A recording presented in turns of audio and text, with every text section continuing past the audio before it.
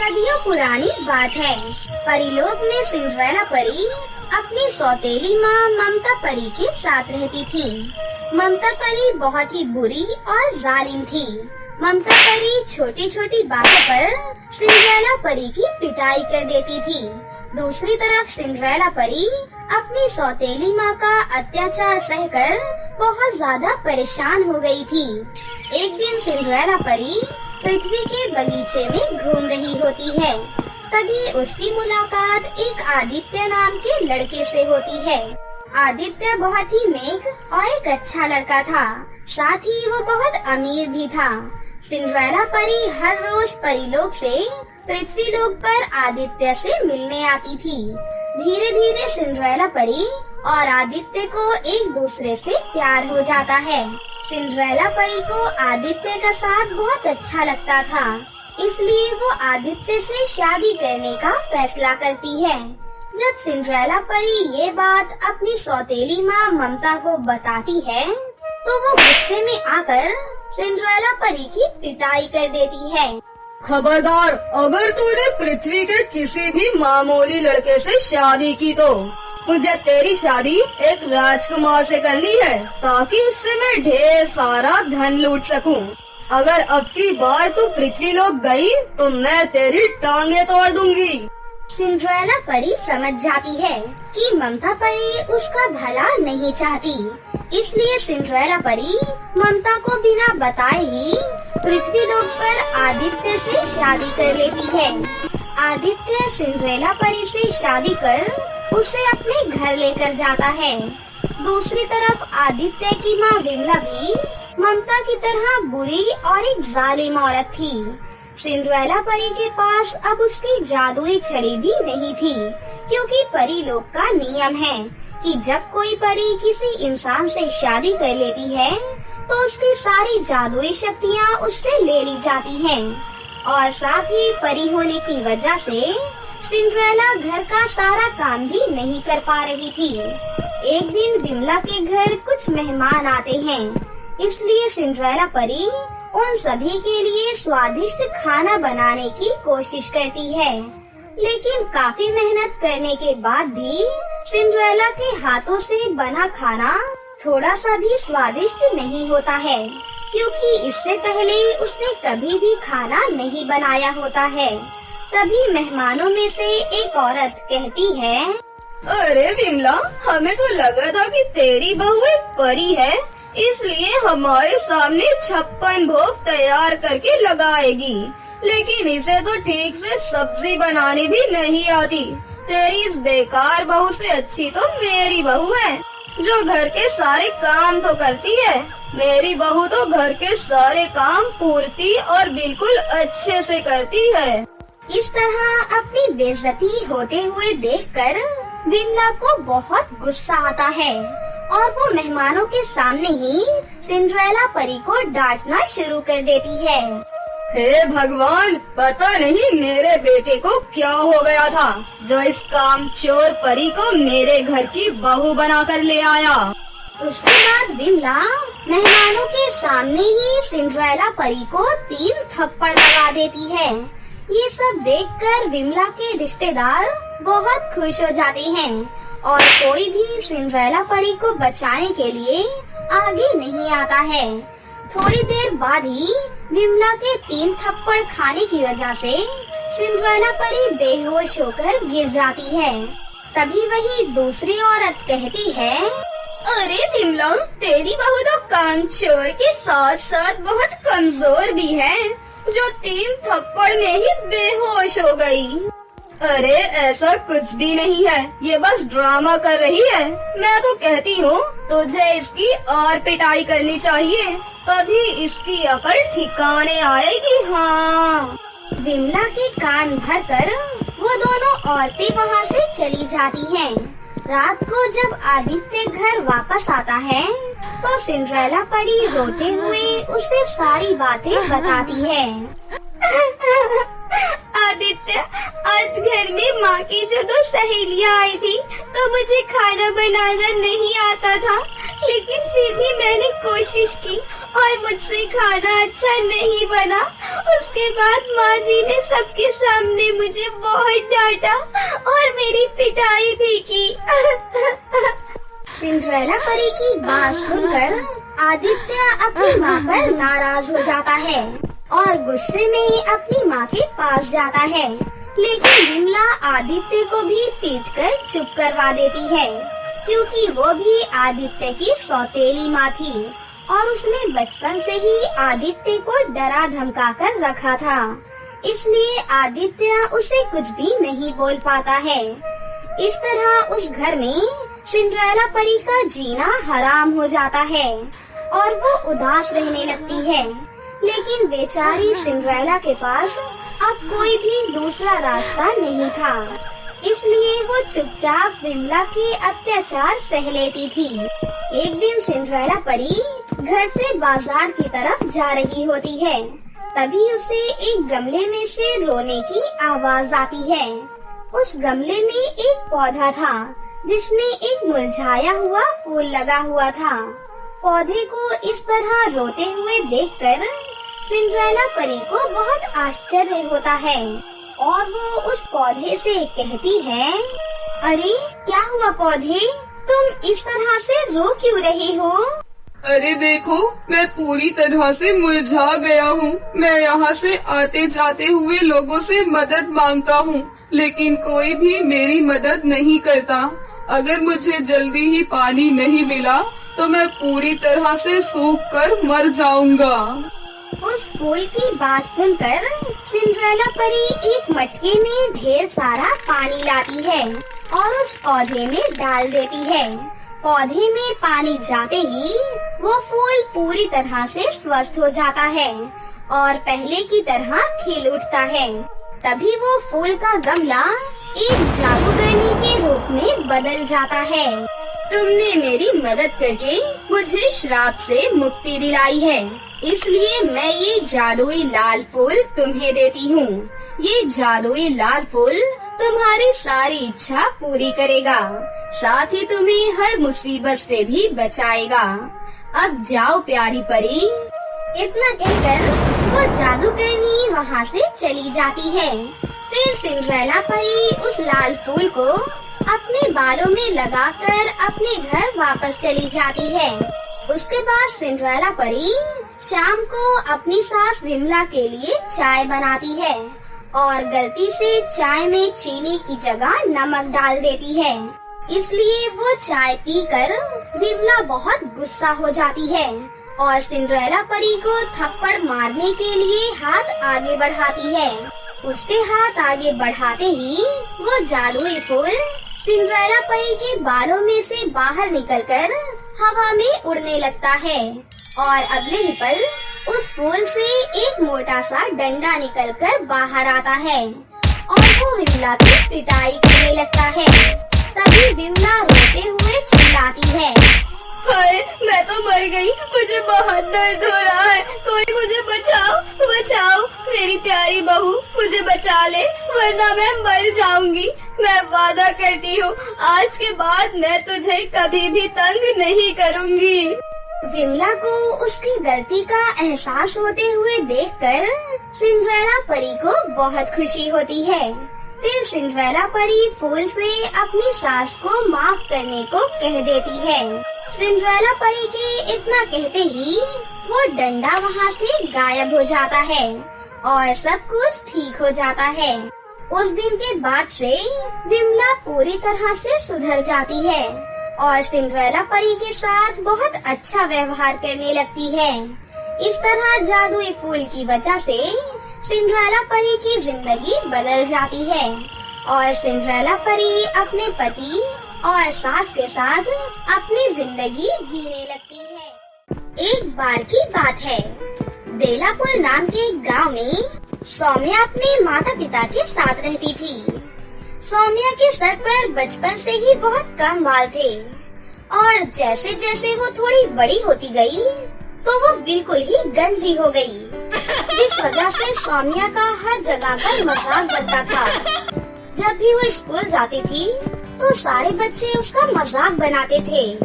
अरे ये देखो इस टकली को, टकली टकली टकली। टकली टकली कहकर सौम्या को बहुत चिढ़ाते थे। एक बार मैम सभी बच्चों को 2 चोटी बनाकर आने की हिदायत दे रही थी कि तभी अरे मैम, इस टकली के सर पर तो बाल ही नहीं है, फिर ये कैसे चोटी बनाकर आएगी? फिर इसे भी क्लास से बाहर करो ना ma'am. Shut up Priyanka, sit down. Class में तो मैम बाकी लड़कियों को चुप करा देती हैं, लेकिन क्लास से बाहर सारी लड़कियां सौम्या का बहुत मजाक उड़ाती हैं। फिर सौम्या रोते रोते घर आ जाती है। अरे क्या हुआ सौम्या बेटा, इतना रो क्यों रही हो? क्या होगा माँ, मेरा कुछ हो सकता है क्या? सभी लड़कियों के इतने अच्छे बाल हैं, फिर ऊपर वाली ने मुझे ही टकली क्यों बनाया है? आप लोगों की लाख कोशिशों और इलाज कराने के बाद भी मेरे सर पर बाल नहीं आए, जिस वजह से मुझे हर जगह पर शर्मिंदगी उठानी पड़ती है। मैं अब से स्कूल नहीं जाऊंगी माँ। सौम्या के माता पिता भी सौम्या की वजह से बहुत परेशान रहते हैं। धीरे धीरे समय बीतता गया। सौम्या अब शादी के लायक हो गई थी, इसलिए उसके माता पिता को अब उसकी शादी की बहुत चिंता हो रही थी। लेकिन सौम्या के टकले होने की वजह से कोई भी लड़का सौम्या से शादी करने के लिए तैयार नहीं होता है। फिर सौम्या की माँ को कोई रेडीमेड विग के बारे में बताता है, जिसके बाद उसकी माँ सौम्या को पार्लर में लेकर जाती है और उसके सर पर रेडीमेड बालों वाला विग लगवा देती है। सौम्या खूबसूरत तो बहुत थी, लेकिन सर पर बाल लगने की वजह से उसकी खूबसूरती में 4 चांद लग जाते हैं। और फिर सौम्या की शादी भी एक अच्छे घर में विशाल के साथ हो जाती है। कुछ दिनों बाद जब सौम्या नहाने के लिए बाथरूम में जाती है, तो वो अपना बालों वाला विग उतार कर बाहर रख देती है और नहाने लगती है कि तभी इतने में ही विशाल भी वहाँ पर आ जाता है और घर में विग देखकर वो हैरान रह जाता है। तभी उसकी नजर बाथरूम से बाहर निकलती सौम्या पर पड़ जाती है। अब विशाल को सब कुछ समझते देर नहीं लगती और वो सौम्या से कहता है, तुमने हमारे साथ धोखा किया है। तुम तो टकली हो और मेरी वाइफ टकली हो। इम्पॉसिबल, निकल जाओ मेरी लाइफ से। अब से तुम्हारा मेरा कोई रिश्ता नहीं है। I hate you. ऐसा ना करिए प्लीज, मुझे घर से मत निकालिए। मैं आपकी सारी बातें मानूंगी, आप जो भी बोलोगे मैं वो करूंगी, पर मुझे घर से तो मत निकालिए। फिलहाल तुम इतना करो, दूर हो जाओ मेरी नजरों से और दोबारा अपनी शक्ल मत दिखाना। सौम्या रोते रोते घर से जा रही होती है। उसे समझ में नहीं आता कि वो कहाँ जाए और क्या करे। चलते चलते वो जंगल में पहुँच जाती है और थककर एक पेड़ के नीचे बैठ जाती है। हे ऊपर वाले, आप मुझे ये किस गुनाह की सजा दे रहे हो? मैंने तो कभी भी किसी का बुरा नहीं किया, फिर मेरे साथ ऐसा क्यों हो रहा है? मेरे सर पर बाल नहीं है, इसमें मेरी क्या गलती है? सौम्या रोते रोते भगवान से शिकायत कर रही होती है कि तभी उसे एक आवाज आती है, सौम्या, मैंने तुम्हारी सारी बातें सुन ली हैं। तुम्हें परेशान होने की बिल्कुल भी जरूरत नहीं है। मैं इसमें तुम्हारी मदद कर सकता हूँ। लेकिन आप मेरी मदद कैसे करोगे? सौम्या, इस पेड़ पर एक परी आराम करने के लिए हर रोज आती है। वो परी तुम्हारी मदद जरूर करेंगी। फिर थोड़ी देर इंतजार करने के बाद जैसे ही परी वहाँ पर आती है, तो जल्दी से सौम्या परी को अपनी सारी प्रॉब्लम बता देती है। घबराओ नहीं, तुम समझ लो तुम्हारी समस्या खत्म हो गई। तभी परी अपनी जादुई छड़ी से कुछ जादू करती है और फिर आसमान से पानी की बूंदों की तरह तरह के बने हुए फैशनेबल बालों की बारिश होने लगती है और उसमें से एक बाल सौम्या के सर पर लग जाता है। बाल लगने की वजह से सौम्या की खूबसूरती में 4 चांद लग जाते हैं और वो बहुत ही सुंदर दिखने लगती है। अरे वाह, मेरे सिर पर तो वाकई बाल आ गए। आपका बहुत बहुत धन्यवाद परी जी। जो काम आज तक बड़े बड़े डॉक्टर्स नहीं कर पाए, वो आपने चुटकियों में कर दिया। थैंक यू सो मच परी जी। सौम्या परी का धन्यवाद करते हुए अपने घर वापस चली जाती है। सौम्या की माँ सौम्या के सिर पर बाल देखकर बहुत ज्यादा खुश होती है। उधर कुछ दिनों बाद विशाल को भी अपनी गलती का एहसास हो जाता है और वो सौम्या से माफी मांगने के लिए उसके घर पर आ जाता है। मुझे माफ कर दो सौम्या, मैंने सिर्फ तुम्हारे रूप को देखा था, तुम्हारे गुणों को नहीं। अब मुझे समझ में आ गया है कि इंसानों का सुंदर होना ही सब कुछ नहीं होता है, उसके गुण भी मायने रखते हैं। और अब तो तुम्हारे सर पर बाल भी आ गए हैं, मुझे तुमसे कोई भी शिकायत नहीं है। चलो मेरे साथ, अपने घर चलो। अपने पति की ऐसी बात सुनकर सौम्या खुशी खुशी अपने पति के साथ चली जाती है और फिर खुशी खुशी वो दोनों एक साथ मिलकर रहने लगते हैं। एक बार की बात है, परी लोक में एक सुनैना नाम की परी रहा करती थी। सभी परियों की तरह सुनैना परी के पास भी कुछ जादुई शक्तियाँ थी, लेकिन सुनैना परी में बस एक ही कमी थी कि वो बहुत ही छोटी थी, जिससे सभी परियां हमेशा उसका मजाक बनाती रहती थी। सुनैना परी, तुम्हारी माँ एक चुईया थी क्या, जो तुम इतनी छोटी और बौनी हो? मुझे तो लगता है कि तुम एक बौनी परी हो। हाँ, मुझे भी यही लगता है कि इसकी माँ एक चुईया ही थी, तभी तो इसका कद इतना छोटा है और ये एक बौनी परी है। सुन बौनी, तुमसे तो कोई शादी भी नहीं करेगा, अगर वो करेगा तो वो एक बौना ही होगा। सुनैना उन लोगों की बातों पर ध्यान नहीं देती और वहाँ से चली जाती है। फिर सुनैना इधर उधर बगीचे में घूमने लगती है। वो बगीचे में घूम रही होती है कि तभी उसे एक राजकुमार दिखाई देता है। राजकुमार को देखकर सुनैना परी बहुत खुश होती है और वो हर रोज बगीचे में घूमने आती और एक पेड़ के पीछे छुपकर राजकुमार को देखा करती थी। मुझे लगता है कि राजकुमार दिल का बहुत ही अच्छा है। मुझे नहीं लगता कि मेरे छोटे होने से राजकुमार को कोई दिक्कत होगी। फिर एक दिन जब सुनैना परी बगीचे में घूम रही होती है, तभी उसे राजकुमार दिखाई देता है। राजकुमार को देखकर वो उसके पास जाती है और सुनैना राजकुमार से बोलती है, राजकुमार, मैं तुमसे कुछ कहना चाहती हूँ। हाँ बोलो, तुम क्या कहना चाहती हो? राजकुमार, मैं तुमसे शादी करना चाहती हूँ, क्या तुम मुझसे शादी करोगे? क्या तुम्हारा दिमाग खराब हो गया है क्या? मैं तुम जैसी बौनी लड़की से शादी करूँगा? ऐसा कभी हो ही नहीं सकता। जाकर अपना कद एक शीशे में देखो, फिर किसी राजकुमार से शादी करने का सपना देखना। फिर सुनैना परी उदास होकर घर वापस चली जाती है और आईने में अपना कद देखकर बोलती है, हे भगवान, तुमने मुझे इतना छोटा क्यों बनाया है, जिससे मुझे परी लोग के सभी लोग बौनी बौनी करके बोलते हैं। क्या मैं इतनी छोटी हूँ जिससे सभी लोग मुझे बौनी कहते हैं? सुनैना इतना बोलकर जैसे ही घर के बाहर सभी परियों के पास आ जाती है, उसे एक परी देखकर बोलती है, सुन बौनी, क्या हुआ? तू इतनी उदास क्यों है? वैसे तू इतनी बौनी है तो उदास ही रहेगी ना। फिर सुनैना परी रोते हुए परी लोग की एक झील के पास जाती है। सुनैना झील में कूदने वाली होती है कि तभी उसे उस झील की जल परी दिखाई देती है और उसे रोक लेती है। क्या हुआ परी, तुम इतनी उदास क्यों हो और नदी में कूदकर आत्महत्या क्यों करने वाली थी? जल परी जी, मैं इतनी छोटी हूँ, इसलिए मुझे परी लोग के सभी लोग बौनी बौनी करके बोलते हैं और परी लोग की सभी परियां मुझसे बात ही नहीं करती हैं। मैं हमेशा अकेली रहती हूँ। आप ही बताइए जल परी जी, मैं मरूं नहीं तो क्या करूँ?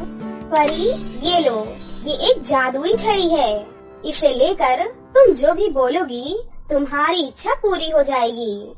अगर तुम इस जादुई छड़ी को लेकर बोलोगी, हे जलपरी जी, तुम मुझे बाकी परियों की तरह बड़ा कर दो, तो फिर तुम्हारी इच्छा पूरी हो जाएगी। इस जादुई छड़ी की मदद से तुम किसी भी चीज का रूप धारण कर सकती हो, और अगर तुम्हें अपनी असली रूप में आना है तो तुम बोल देना, हे जल परी जी, मुझे अपने परी रूप में आना है। ऐसा बोलकर झील की जल परी वहाँ से चली जाती है। फिर सुनैना परी जादुई छड़ी को लेकर वहाँ से चली जाती है।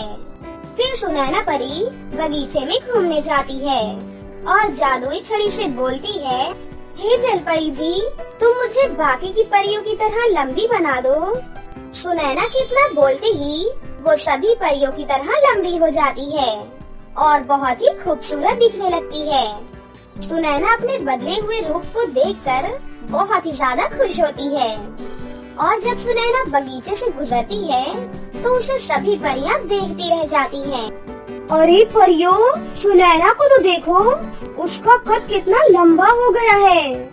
अब तो वो बहुत ही सुंदर दिखने वाली परी लग रही है। फिर सुनैना जब और आगे जाती है तो उसे वही राजकुमार फिर से दिखाई देता है जिस राजकुमार ने सुनैना का मजाक बनाया था। हे खूबसूरत परी, तुम कौन हो और तुम कहाँ रहती हो?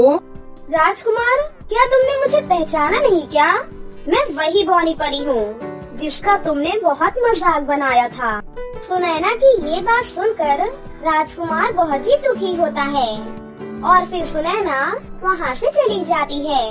फिर एक दिन सुनैना परी को सभी परियां आकर उससे बोलती हैं, हे सुंदर परी, तुम इतनी सुंदर कैसे हो?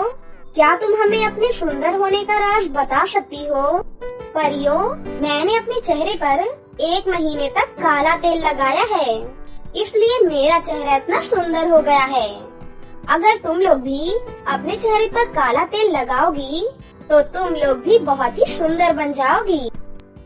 सभी परियां सुंदर दिखने के लिए अपने चेहरे पर काला तेल लगाने लगती हैं। फिर एक दिन मेरा बदला सभी से पूरा हो गया है, बस वही राजकुमार बचा है जिसने मेरा बहुत ही मजाक उड़ाया था। अब मैं भी उससे अपना बदला जरूर पूरा करूंगी। फिर सुनैना परी लोग की चुड़ैल के पास जाती है। फिर सुनैना अपनी जादुई छड़ी से बोलती है, हे जल परी जी, इस चुड़ैल को एक सुंदर परी में बदल दो। सुनैना के इतना बोलते ही वो चुड़ैल एक सुंदर परी के रूप में बदल जाती है। सुनो, मैंने तुम्हें चुड़ैल से परी बनाया है, इसलिए जो मैं कहूँगी तुम वही करना। ठीक है, आप जो कहोगी मैं वही करूँगी। फिर सुनैना उसे पूरी बात बताती है जो राजकुमार के साथ करना होता है।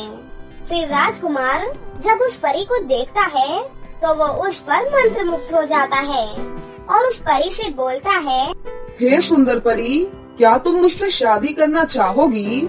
हाँ राजकुमार। फिर राजकुमार और परी की शादी हो जाती है। वो दोनों जब सो रहे होते हैं तभी वहाँ पर सुनैना परी आती है। फिर सुनैना परी अपनी जादुई छड़ी से बोलती है, हे जल परी जी, तुम इस परी को फिर से चुड़ैल में बदल दो। सुनैना के इतना बोलते ही वो परी फिर से चुड़ैल के रूप में बदल जाती है। फिर अगले दिन जब सुबह होने पर राजकुमार सोकर उठता है तो देखता है कि अरे, मेरे बिस्तर पर ये चुड़ैल कहाँ से आ गई? मेरी पत्नी कहाँ है? क्या मैंने एक चुड़ैल से शादी की है? परी लोग के सभी लोगों को परेशान करके सुनैना परी बहुत ही खुश थी। फिर सुनैना परी अचानक वहाँ से गायब हो जाती है और उसे झील के पास पहुँचती है जहाँ पर उसे झील की जल परी मिली थी। तभी झील की जल परी सुनैना से बोलती है, सुनैना, ये तुम क्या कर रही हो? मैंने तुम्हें ये छड़ी दूसरों को परेशान करने के लिए नहीं दिया था, बल्कि मैंने तो दूसरों की भलाई करने के लिए तुम्हें ये जादुई छड़ी दी थी। लेकिन मैंने उन्हीं लोगों को परेशान किया है जो लोग मेरा बहुत मजाक बनाते थे। उन लोगों ने तुम्हारा मजाक बनाया था तो उन्हें अपनी गलती का एहसास भी हुआ था। आप मुझे माफ कर दीजिए जल परी जी। ठीक है सुनैना, मैं तुम्हें माफ कर दूंगी, लेकिन आगे से तुम ऐसी गलती कभी भी मत करना। फिर इतना बोलकर झील की जल परी वहाँ से चली जाती है और फिर सुनैना अपने सुंदर चेहरे के साथ हंसी खुशी रहने लगती है। कंचीपुरम नाम के एक गाँव में सीता और लक्ष्मी दोनों बहनें अपने माता पिता के साथ रहती थी। सीता और लक्ष्मी के पिता चंदन बहुत ज्यादा गरीब थे, इसलिए उन्होंने अपना घर गिरवी रख दिया था, जिससे वो अपने घर का खर्चा चला सके। एक दिन की बात है, उनके घर सुनील नाम का एक आदमी रुपए मांगने के लिए आता है और उन लोगों से कहता है, तुम लोग जल्दी से जल्दी ये घर खाली कर दो, या फिर तुम लोगों ने जो भी रुपए लिए हैं वो पैसे मुझे वापस लौटा दो। अगर तुम लोगों ने ऐसा नहीं किया तो मैं तुम लोगों को घर से धक्के मार कर बाहर निकाल दूंगा। आप ऐसा क्यों कर रहे हैं? मैंने आपसे कहा तो है कि मैं आपके रुपए लौटा दूंगा। हमें थोड़ा सा समय तो दे दीजिए, मैं आपके रुपए जल्द से जल्द लौटा दूंगा। ठीक है, देखते हैं तुम कब तक मेरे रुपए लौटा पाते हो। मैं तुम्हें 1 महीने का समय और देता हूँ, क्योंकि 2 साल तो हो ही चुके हैं। अभी तक तो तुमने मेरे पैसे लौटाए ही नहीं। ये कहकर सुनील वहाँ से चला जाता है। सुनील के जाने के बाद चंदन बहुत ज्यादा दुखी हो जाता है और अपने आप से कहता है, मैं क्या करूँ? मुझे तो कुछ समझ ही नहीं आ रहा है। आप चिंता मत कीजिए, जो कुछ भी होगा अच्छा ही होगा। भगवान हमें यूँ रास्तों पर भटकने के लिए नहीं छोड़ेंगे। हाँ पिताजी, माँ बिल्कुल ठीक कह रही हैं। भगवान पर भरोसा रखिए, वो सब कुछ ठीक कर देंगे। इसके बाद वो लोग अपने अपने कामों में लग जाते हैं। चंदन रुपए देने के लिए बहुत इंतजाम करता है, पर वो रुपयों का इंतजाम नहीं कर पाता है। धीरे धीरे समय बीतता जाता है और 1 महीने के बाद सुनील फिर से चंदन के घर पर आ जाता है और चंदन से कहता है, रुपयों का इंतजाम हुआ या नहीं? मैंने तुम्हें 1 महीने का समय दिया था और 1 महीना पूरा हो गया है। अब मुझे मेरे रुपए वापस चाहिए। या तो तुम मुझे मेरे रुपए दो या फिर इस घर से निकल जाओ। मेरे पास अभी रुपए नहीं है, तुम मुझे मेरे घर से मत निकालो। अगर तुम मुझे मेरे घर से निकाल दोगे तो मेरी बेटियां कहाँ पर रहेंगी? मुझे कुछ भी नहीं पता, तुम इस घर से निकल जाओ।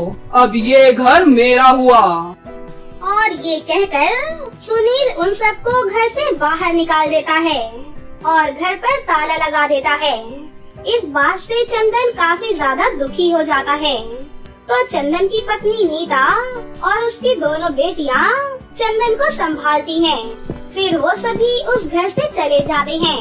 अभी वो रास्ते में जा ही रहे होते हैं कि तभी लक्ष्मी और सीता को रास्ते में आसमान की ऊंचाइयों में जा रही एक लंबी सी सीढ़ी दिखाई देती है। उस सीढ़ी को देखकर लक्ष्मी अपने माता पिता से कहती है, अरे माँ पिताजी, इस सीढ़ी को देखिए, चलिए ना हम इससे ऊपर चलते हैं, पता नहीं ऊपर क्या होगा। अरे नहीं नहीं बेटा, क्या पता ऊपर कोई खतरनाक भूत या चुड़ैल हो तो?